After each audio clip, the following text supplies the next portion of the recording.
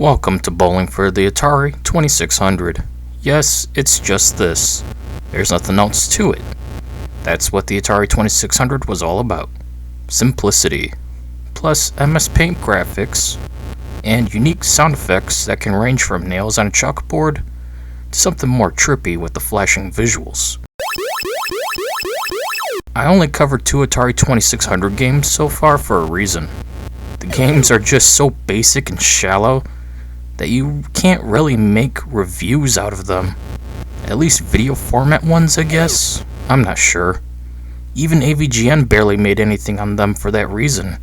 It was mostly skits with Halloween and Texas Chainsaw Massacre episodes after all. So let's see if there's anything we can really cover about bowling for the Atari 2600. The game is simple as all Atari 2600 games tended to be. You just select the amount of players and mode, then bowl.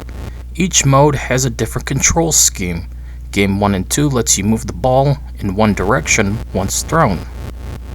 Game 3 and 4 lets you move the ball up and down once thrown.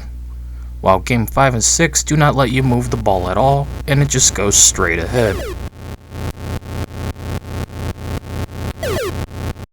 You can move your character up and down with the analog stick and press the big red button to just throw the ball. There's no accuracy or power or anything else. It's just bowling. And it works. For the time it came out in. After all, it's an Atari 2600 game with a release year being 1979. The same year we had Rocky II and The Warriors come out.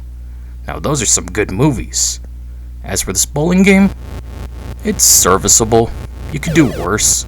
Just look at Strike Force Bowling for the PlayStation 2 and Super Bowling for the Nintendo 64. Enough said. Go check out those reviews after this.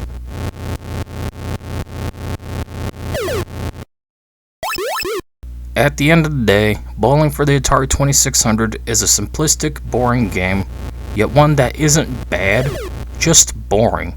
I do recommend it despite the simplicity. You could play a few different variations of games, and with another player if you so choose. Which thankfully I got working with an Xbox controller due to the 2 inputs the Atari 2600 controller has, so 2 controllers in one was neat. The simulator does a good job with that. Anyways, that's it for this video. See you all later.